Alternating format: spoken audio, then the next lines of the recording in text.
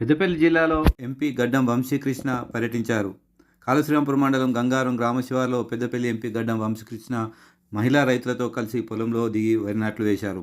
రైతుల కష్టాలను ప్రత్యక్షంగా అనుభవిస్తూ వ్యవసాయ పనుల్లో పాల్గొన్న ఎంపీ చర్యలు గ్రామస్తులను విశేషంగా ఆకట్టుకున్నాయి.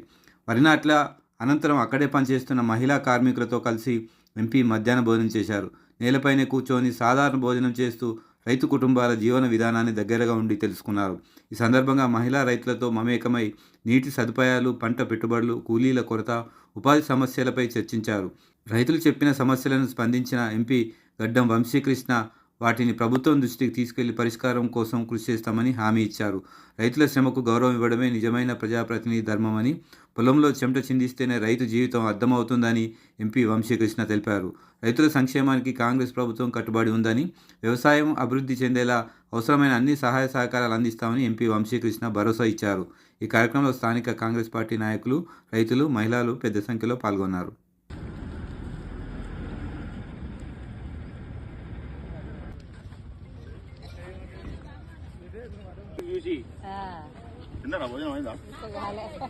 పెట్టండి ఒక ప్లేట్లో.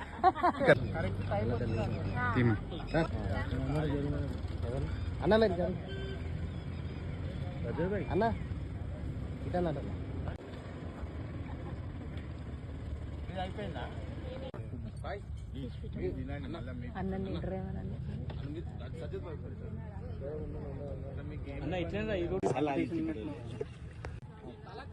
సగం తీసుకోండి, అందులో తీసుకోండి.